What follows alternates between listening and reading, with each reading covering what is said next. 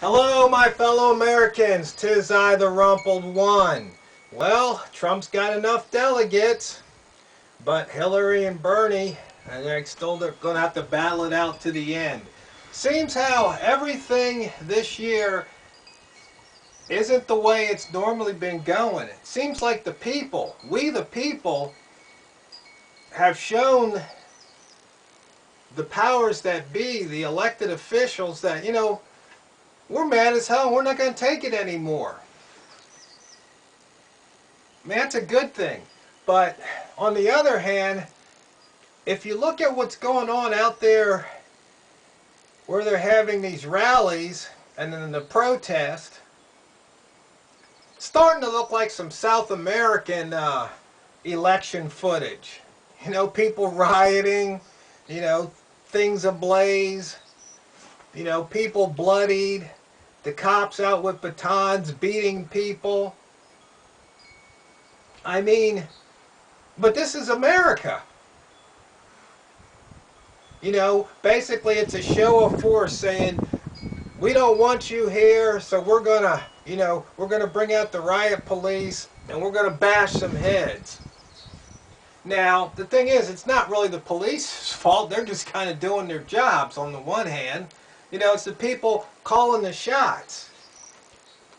And you see, we got these people calling the shots, but they're calling it on us.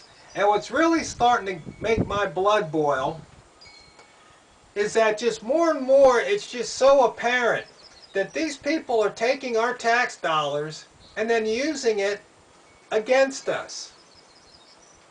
They build facilities, they don't allow us in, or they want to charge us to use them, like our national parks. They build these government buildings, they don't allow us in. Then they do things for our safety, like the TSA. Now we have to wait in line 1, 2, 3 hours, take our shoes off, take our belts off, maybe get some body searches, while they flash their little, club badge and they go right through it. Do you see congressmen or senators standing in line at the TSA? Of course you don't.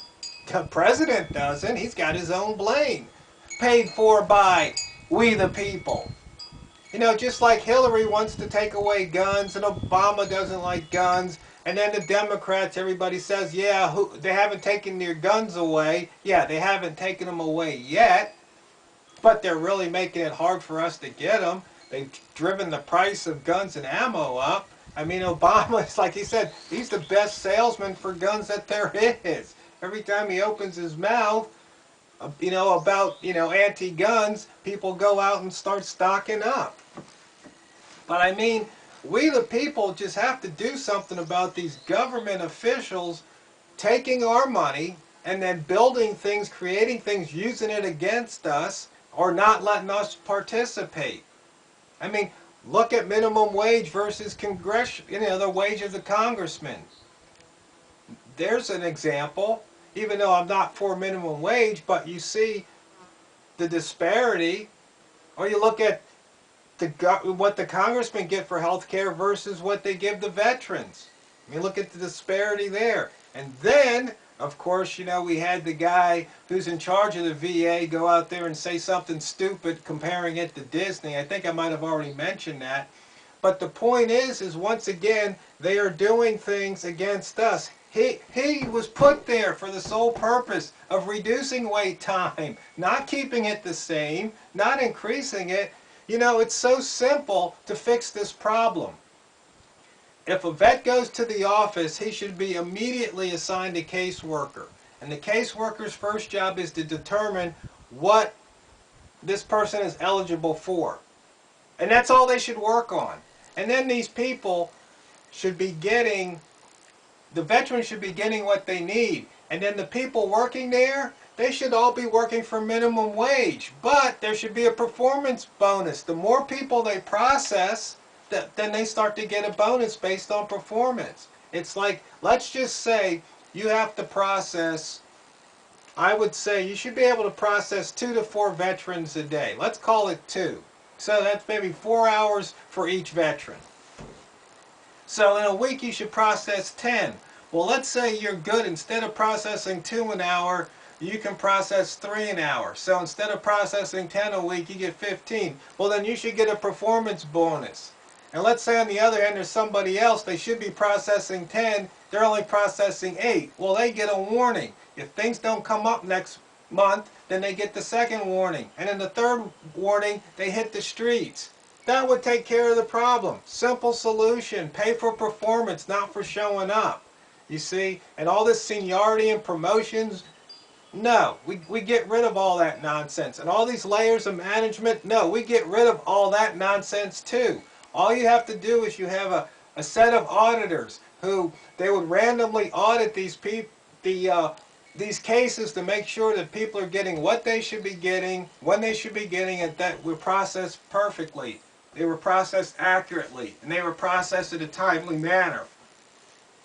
I mean, but instead, no, you fill out some forms, it goes to one person's desk, and they got to go to shuffle it to somebody else's desk. It's just a mess. You know it, I know it, and the thing is, they know it, but they're not doing anything about it.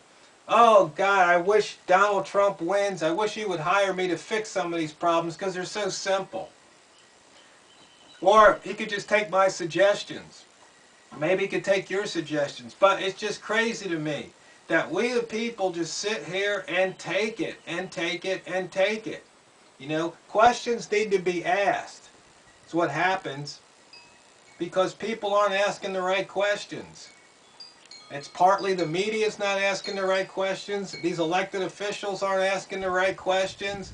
The people they hire aren't asking the right questions because nobody wants to take responsibility. Nobody wants to be held accountable when the job isn't done. We need to get rid of this follow the policy, follow the rules in the government, and we need to say, what are the results? We're going to base things on results. That being said, the end doesn't justify the means. You have to stay within some guidelines, you call them rules or whatever, but the thing is, the individuals need leeway to get the job done. It's that simple. And until that happens, my fellow Americans, you just need to wake up and smell the tyranny.